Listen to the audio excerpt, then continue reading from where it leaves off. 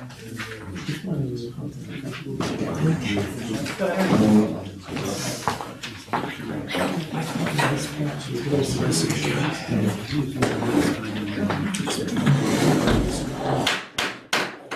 evening. I'd like to call the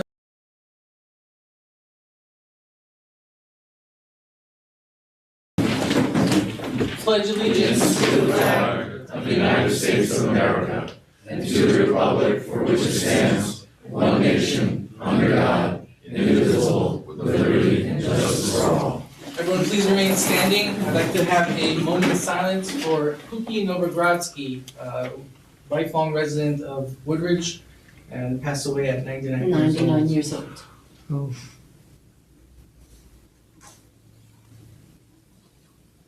Thank you. All right. So, I don't have a supervisor's report. I wanted to say that I have something a lot more exciting, and that is our presentation to the key to the town. I just want to read a quick bio for our recipients tonight, and then we'll go ahead and present to the recipient. Louise Claremont, a lifelong resident, is turning 100 years old. Louise's maiden name was Stratton, which Stratton Hill is named after. The Strattons have a farm on top of the hill where the blinking light is. Her family has been in South Fallsburg since 1811. She is a daughter of the American Revolution, whose great-great-grandfather was General Putnam, who fought alongside General Washington, which Putnam County is named after. Her family actually built St. Andrew's Church more than 100 years ago. Louise, alongside her niece Cynthia,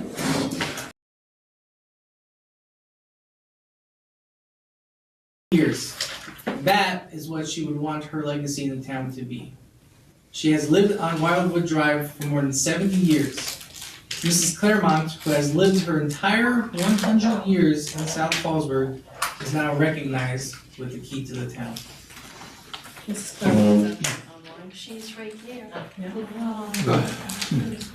Mrs. Claremont, thank you so much for your dedication to our town. Thanks, Mom. Come on up. Let's come around. Let's get the whole Crowded place.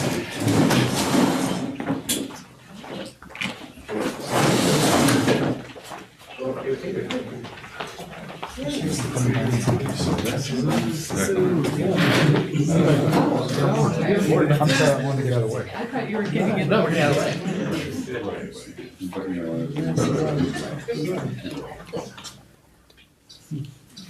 Wait, don't go anywhere. Don't go anywhere. Awesome. Thank you so much. Thank you so much. Hold on.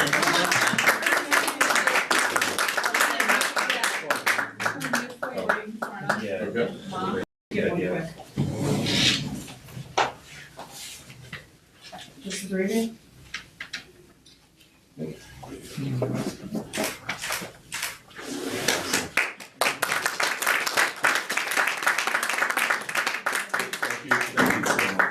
I would just like to thank the entire town board for doing this. It means a lot to our family. Her first job was here at Town Hall with working for Morty Michaels many, many years ago.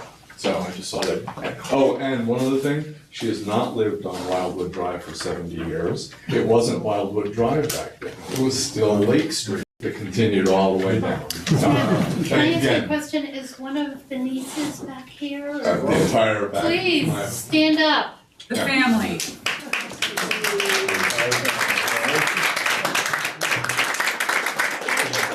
Thank you for everything that you do. I know that you've done the food pantry in St. Andrews. Thank you so much. We have a bunch of family online too. Okay. All right. Oh, our food pantry. This Monday. Quick announcement, since the food pantry came up, our town's food pantry is going to be this Monday at the senior center. Just want to remind that Rolling V is offering free transportation throughout the town. If you need specifics, please reach out to our office. They're providing free transportation as long as people actually use it. If people stop using it, they may stop the transportation. So I encourage as many families to come out as possible. It's a thriving program. We can feed a lot of families with this food pantry program. This Monday from 10 to 12. No? Yep. 10 to 12. 10 to 12. Monday, 10 to 12. All right. Do we have any correspondence tonight? Kristen's gonna read tonight. Okay. From Joel Wittrall to Town of Fallsburg Police Chief Brendan Pavesi. My name is Joel Wittrall. I am currently a lieutenant with the New York City Police Department. I've been in law enforcement for the last 19 years and know very well the sacrifice and courage it takes to be part of the best profession in the world. I also volunteered my time as a paramedic for Catskills Capsola, specifically volunteering the Sullivan County area all year round. The majority of the EMS calls I respond to are within the town of Fallsburg. I would like to take the time and express my positive experience in multiple interactions I've had with the town of Fallsburg police officers. I have seen nothing but professionalism and integrity at its highest level. I would like to speak specifically about a recent motor vehicle accident where sadly a 2-year-old child was deceased. I was a paramedic on scene. The professionalism, sensitivity, and respect I saw from Detective John Chevalier and Detective Kyla Durain should be acknowledged. These two detectives are the definition of professionalism. They treated the family of the deceased as if it were their family. What I witnessed was the Fallsburg police detectives representing the town of Fallsburg very well. Furthermore, Chief Pavesi, as you were also on the scene, please know that you are a true professional. I will say it's your strong and professional leadership that makes the Fallsburg Police Department an extraordinarily professional law enforcement organization. I observed your leadership and the amount of respect every police officer has on scene had for you as their leader. Please feel free to call with any questions regarding this incident.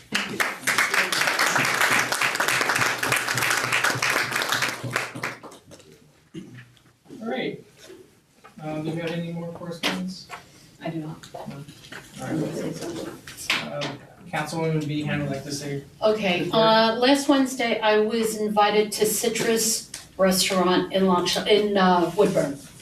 And they brought up the kids from Camp Sitka in Glen Spey. And let me tell you something, it was amazing seeing these kids. And the thrill that I had with these kids, they're kids they have illnesses. And 2 of our officers was there. There was Mike Dodorados was there with the kids, so was Richard Pratty. And our 2 officers were fantastic with these children. It was amazing. It was an honor for me to be there. That's what I have. Thank you. Thank you. All right.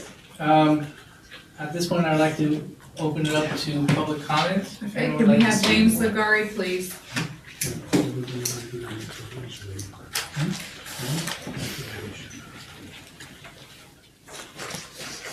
Supervisor Simon, members of the board. As most of you know, I've been doing research on the town of Fallsburg's aquifer and water supplies for several years now.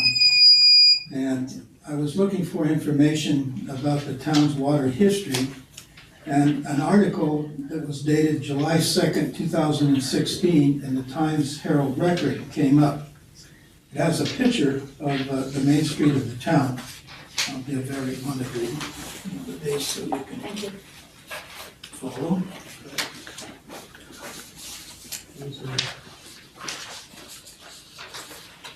Chief, that's what our town looked like back then. The headline on that article reads, Fallsburg aiming to keep its charm. I read a bit, I'd like to read a bit of what was said in that article. I quote, "A committee of townspeople with input from dozens of others who attended brainstorming sessions is plural, figured out a direction for Fallsburg's future. The goals: preserve farmlands, natures and parks, among other things, creating a new Never Sink Linear Park, revitalizing the hamlets, rehabilitating historic buildings and places, and overall make the town look better. The article goes on to say the keys to this new plans are zoning changes, compressing the business districts and denser residential developments and centering them in the hamlets, and expanding agricultural districts to preserve open space. Without, and I'll continue the quote, without making changes to the zoning, at that time Supervisor Steve Levine said, the plan is not worth a thing. The plan is not really worth anything without making zoning changes. I found another article dated June 14th in 2007 in the same newspaper, and that article headline said, South Fallsburg, New York, town okays controversial zoning changes. I'll read a bit of what that article said. Quote, the change will allow developers in the new Rec 1 zone to build 2 houses on each acre. Previously, the zone said 1 house on 3 acres. All that happened 20 years ago. The townspeople, with input from dozens of others, came up with a plan and gave it to Mr. Levine and the board. Levine, board member Arnold Solowski, Nathan Steingard, and Mike Weiner voted in favor of those zoning changes back in 2007. There was one dissenting vote, and if I'm pronouncing it right, Politsky was the lone dissenter. I'm just saying that sometimes nothing ever changes. Thank you, Jim. Thank you. Ari Grunhead.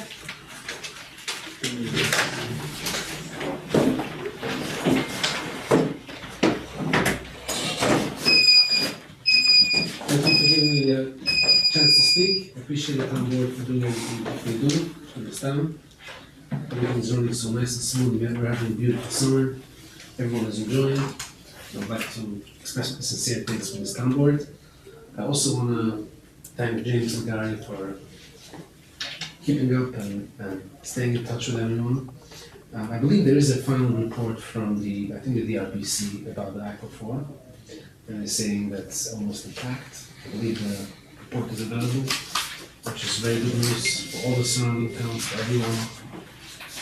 And hopefully town council can fix the issues they have with the piping, get enough money, and we'll be thriving again. Thanks so much. Thanks, Ari. Next up. Brett Buddy. Hi there, I'm Brett Buddy. I live at 134 Majestic Road in Mountaindale, New York. I would like to put on a parade and protest in Hurleyville on August 24th, starting at noon and ending at 2 o'clock. The parade will be celebrating Fallsburg's open space and beautiful environment. We hope to process from the Hurleyville Fire Department down to the municipal parking lot in downtown Hurleyville. I've spoken to all the business owners in Hurleyville and they're very excited about it. We hope to have 1,000 participants. We're going to have a community marching band. All the details are in this right up here, and then I've also submitted application, and I just wanted to say hi and tell you what I'm up to. Thank you.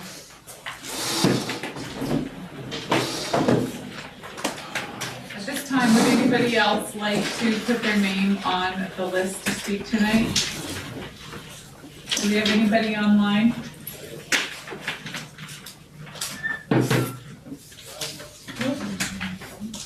That would conclude. Okay. Last chance. Anyone want to have a public comment? Now's the time. Same thing online.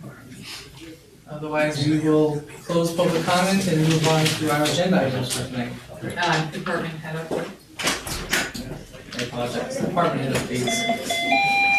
All right, so public comment is now officially closed. We're gonna start with our police chief. Yes, sir. A little long-winded, I apologize, but get through it quickly. Summer's in full swing. My department has been working the tail off so far this year. Last year at this time, we answered approximately 4,484 calls. This year, for the same time, we've answered 6,212 calls, an increase of just under 40%. Our arrest numbers this time last year were 152 bodies. This year, we're at 226 bodies, an increase of 48%. Last year, our officers wrote 295 uniform traffic tickets year to date.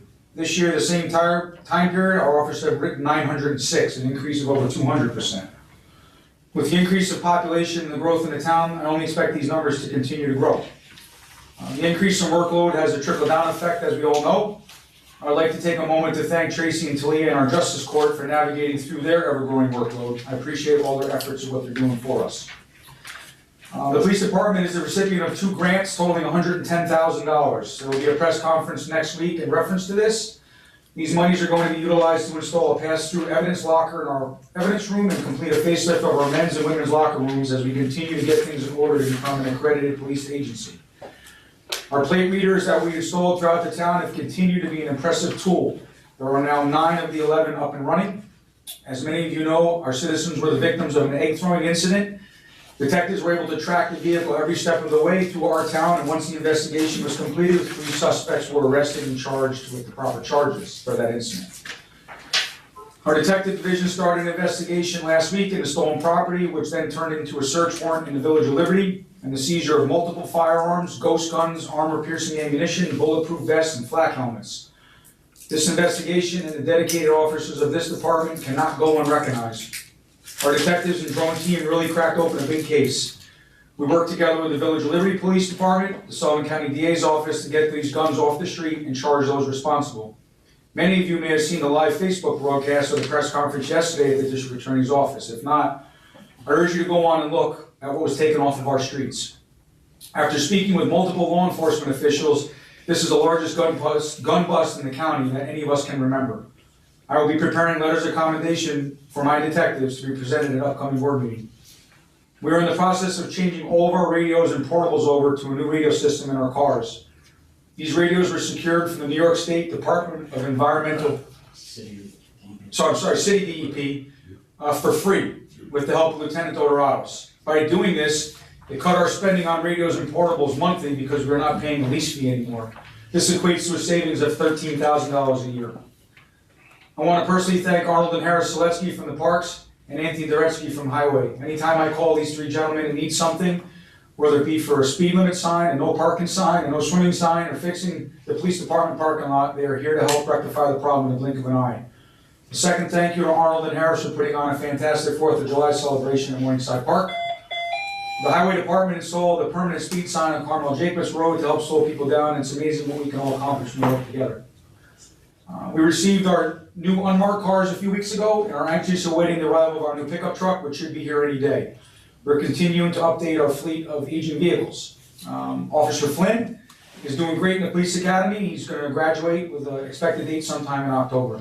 And lastly, I just want to again thank the town board for the cooperation in helping me keep our ever-growing community safe. Thank you. Thank you, Chief. Thank you, Chief. Good job. All right. Highway, Anthony? Okay, all our roads have been chip sealed that we had paved last year, which was about 10.02 miles. We did Human, Canarelli, Becky's Hill, Bertolf, Edwards, Rose, Hasbrook, Columbia Loop, Hill Street, La Vista, and Whitaker. We had other towns help us, which was nice, with their trucks. What else? All the roads have been swept from the winter. All the roads that we sealed have been swept. The guys have been out patching. The roadside mowers have been out. They're cutting the trees and the branches and the grass.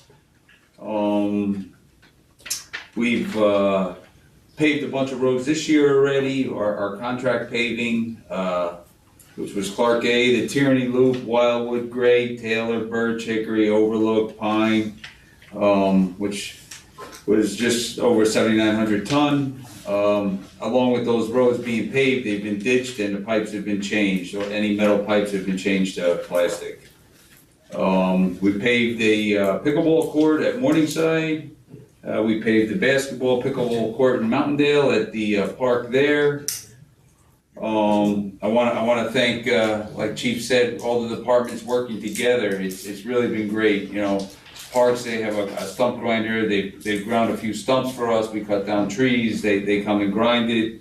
Water, you know, we did a bunch of, we patched the roads, they dug them out for us, while our guys were out doing other work, you know, their operator came and dug and we were able to put the blacktop right back in with them. Sewer, we did a big hole on, Highland Avenue there. What else is done? We paved that piece on Laurel Park that was real bad all winter. The only thing we're waiting on now is, Sullivan County to come and stripe the road. Yeah, they do the striping for us, we don't have the, means to do that.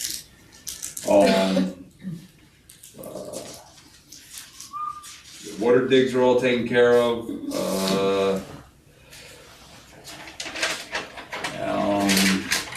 we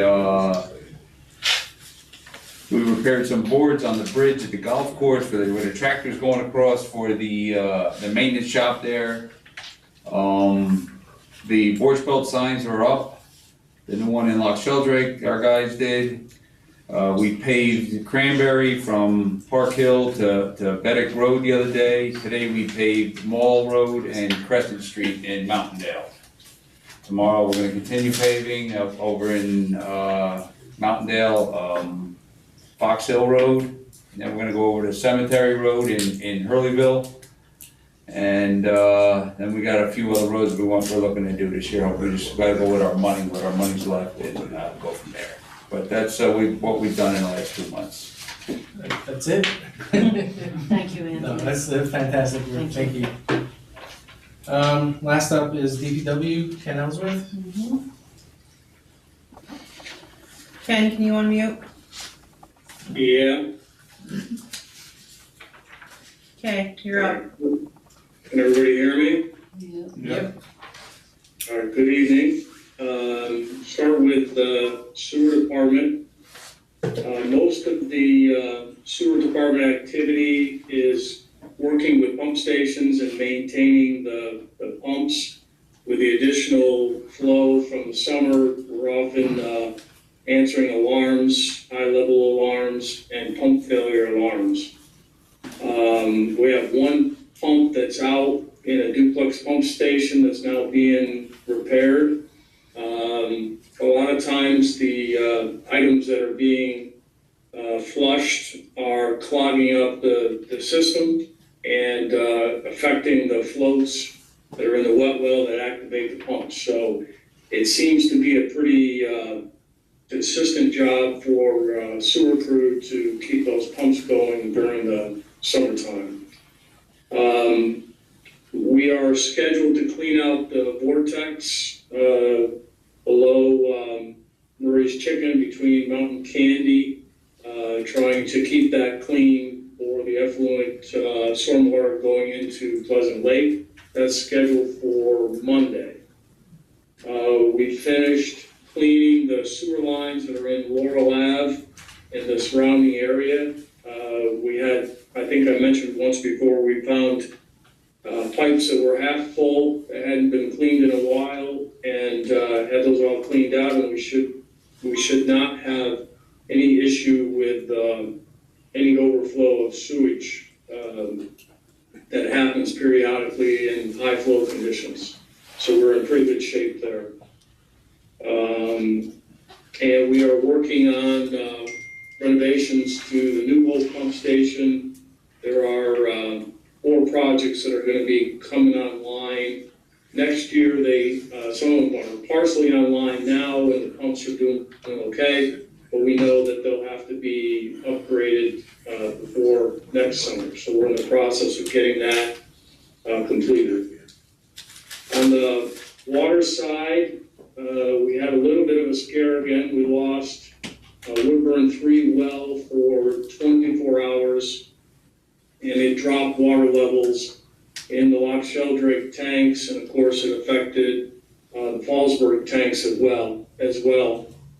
Rob got the pump back online. It was a pump failure, and he had it back online the very next day, and we started to catch back up. But it probably took 3 or 4 days to get caught back up with the water supply.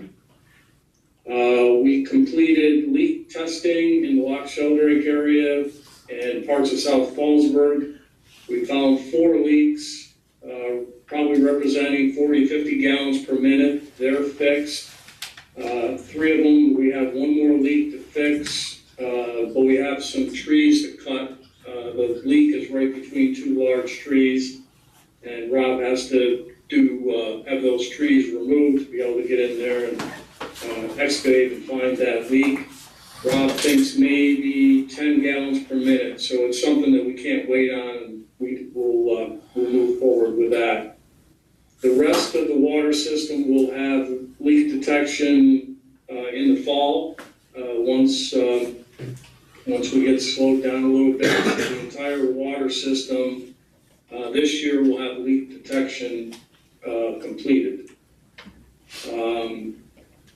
We are in the process of investigating new groundwater sources. We have 3 different locations we're looking at and developing potential sources there. And it's within vicinity of the existing well houses, so we should not have to do new well houses.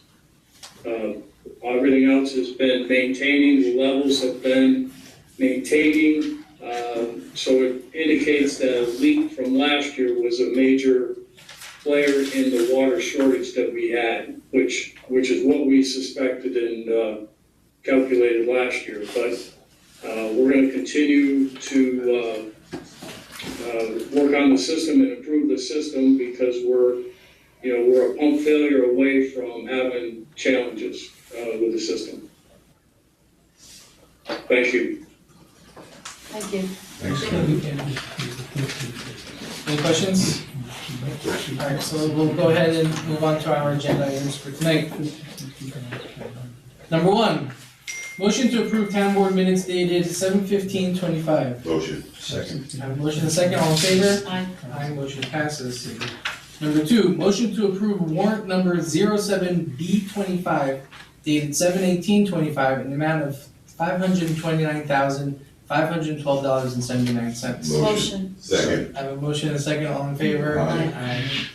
Number 3, motion to approve warrant number 07C25 dated 7/18/25 in the amount of $268,944.27.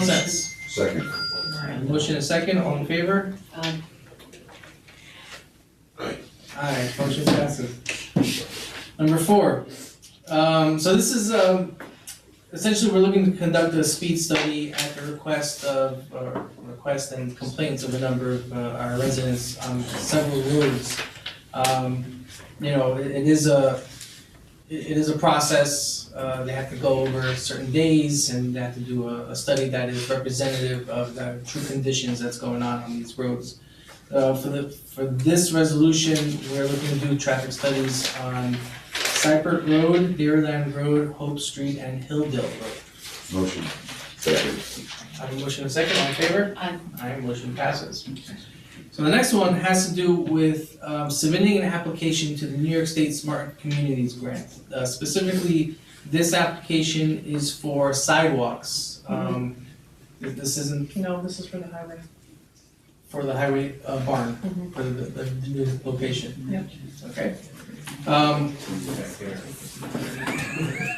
So, all right, so this one is to submit an application to the state for climate smart communities, specifically to upgrade our highway barn, or that is to build one in the current, where the annex is currently. Motion. Second. Let me read that real quick. Resolution 64 of 2025 authorizing application for New York State Climate Smart Communities Grant. I have a motion and a second. All in favor? Aye. Aye, motion passes. So that's it for our agenda items. We have 2 discussion items. I have one motion to add. Sorry, okay, go for it. I want to make a motion to set a public hearing as soon as possible. I gave the supervisor a copy to set a time, town-wide curfew. We've had some issues in different parts of the town. After talking to our police chief, that's a copy with some edits of the Village of Liberty's current curfew law. We spoke to some business owners and some community members, and we feel that this is a good tool for our police department to curb some of the unwanted activity late in the evening. Okay, can we hold for 1 second and let him put it into, Absolutely. okay, can you put it into a formal motion? It would be a motion to set a public hearing to adopt a curfew law for the town of Fallsburg. And it's subject to formal resolution and drafting of the local law, unless the local law that you gave to the supervisor is in the form. Yeah. It's a copy of the Village of Liberty's law with a lot of cross-outs for like time, page. There starts at 10 o'clock. So it has to be, it does have to be drafted into an actual resolution and a local law. So just make it long enough that we do that. So it's subject to formal resolution and drafting of the local law, following substantial. The only ask I have, and I don't think it's gonna be possible because of timing, but if we can expedite it, just so we could, possibly help for this summer season. I still have to follow. No, I'm just saying, All the Yeah, following all timeframes. Right. So will the next meeting. We have a meeting on the 5th and the 19th and the 26th. I would say resolution on the 5th, and then it's gotta be 10 days. So the 19th, public hearing? We're not gonna have time to, we're just gonna have to do the following week and get it. There's obviously no ability to obviously deal with this in a timely fashion, but put any kind of emergency action in to help our chief, is there? I think it has to be local law. Has to be a local. Because the punishment is, it's a violation of local law, which is punished by arrest by the police and prosecution and justice court or family court, as the case may be. Okay. So I have to look at it, and we have the timeframes in order to get the local law, on your desks in time, and we have to get it in the paper, we have to pick a deadline, so we can pick a date for the public hearing. So again, we have So meetings we're on gonna the try to 5th, make the a 19th, resolution, and we're the gonna try to 26th. make a resolution, we have to pass a resolution, and then, 10 days, or. So next week is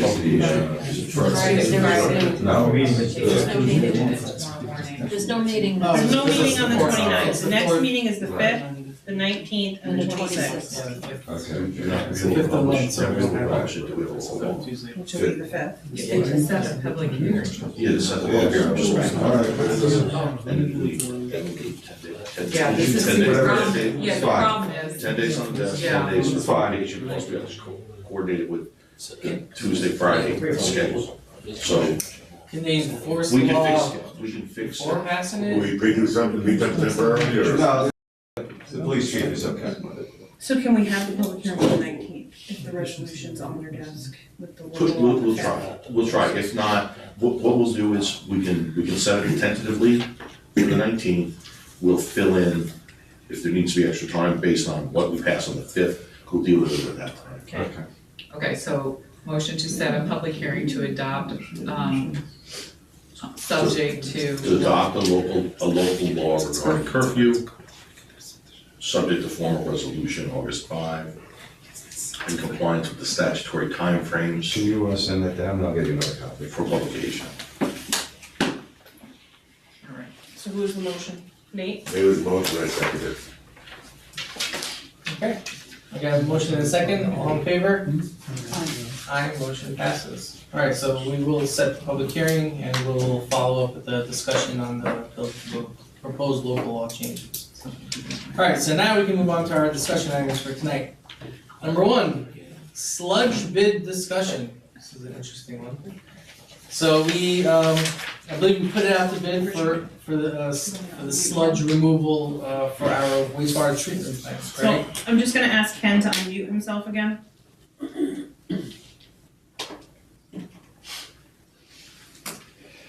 Okay. Go ahead, Ken. Do you have anything to add to this sludge bid results? Well, we had a meeting on it, last week, reviewed the RFP and the bid that went out. All the bids were filled out correctly and accepted.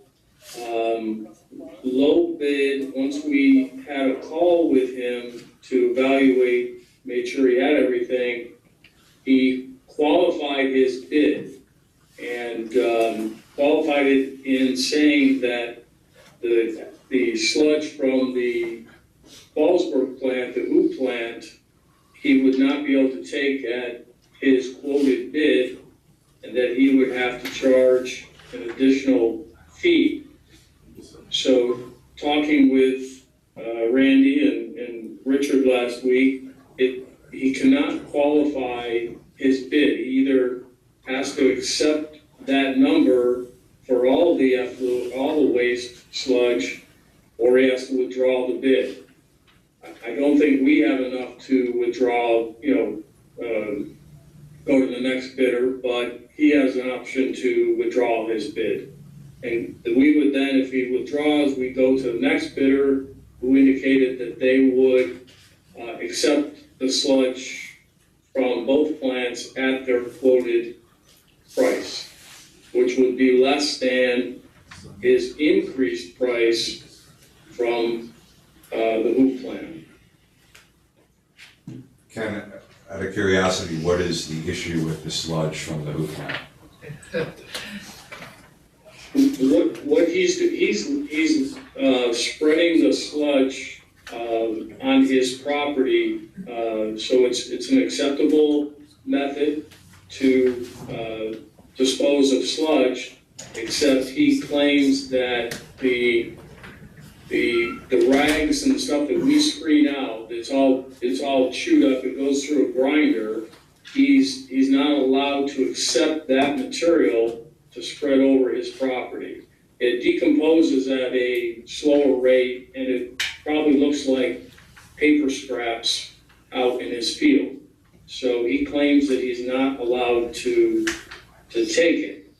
And we've had, everybody else has taken it from us before, but he showed this was his method to dispose of the sludge. It's used as like a fertilizer, I would assume? Yeah, yep. Okay, so we're essentially, disqualifying Enviro Ventures Incorporated, and we're gonna look to the next lowest bid, which would be TAM Enterprises. We would probably end up sending him a letter stating that he cannot qualify his bid, and he needs to honor the price that he submitted in his bid, and if he cannot honor that, then he needs to withdraw his bid. And then we would go to the next bidder and send them a letter accepting their bid. All right, so there's nothing to vote on this tonight, this is just a discussion about the situation at hand.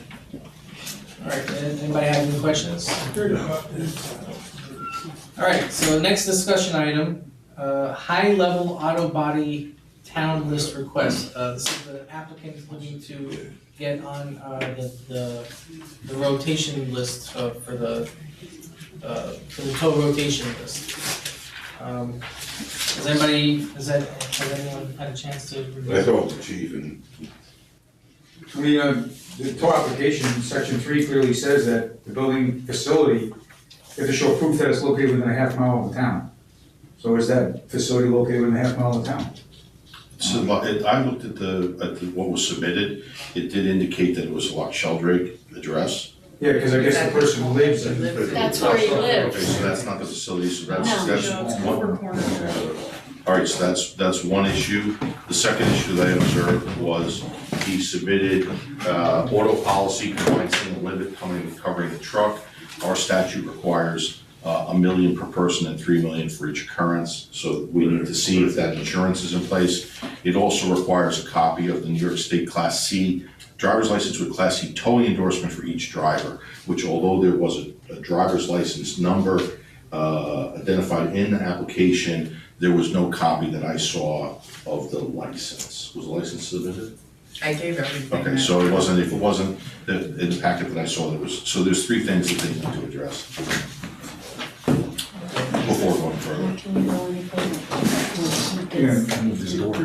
So then there really is nothing to vote on or not a whole lot to discuss because the application is incomplete. Is that correct?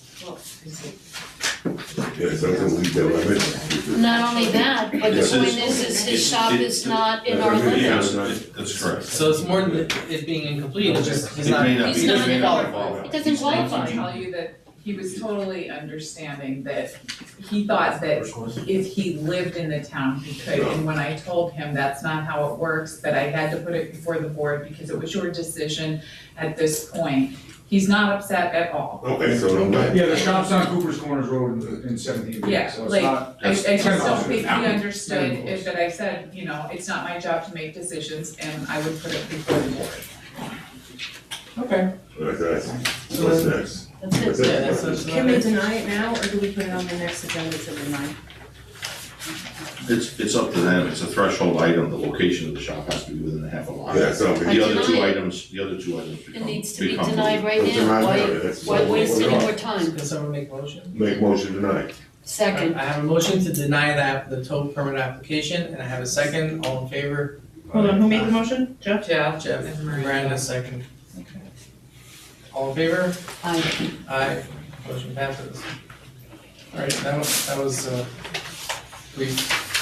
Okay, so that's it, that's all we have for our agenda for tonight. I will entertain a motion to adjourn, or enter executive session, or any other motion. With this, That, with this. for now, If you need it's a them, you discussion know. for later. Yeah, just drop We have one event item just like she wants to do that. 2 minutes Executive, that's it. For what? for I'm dealing with some people leaving and some. Personnel. Personnel. Alright, so I have a motion to enter, no, sorry, I'm entertaining a motion to enter an executive session to discuss personnel matters. Jeff, are you making that motion? I made a motion. Second. I have a second, all in favor? Aye. Aye, motion passes. We do not anticipate any further business after executive session tonight. And I can thank everybody for coming out tonight. With that, we are adjourned.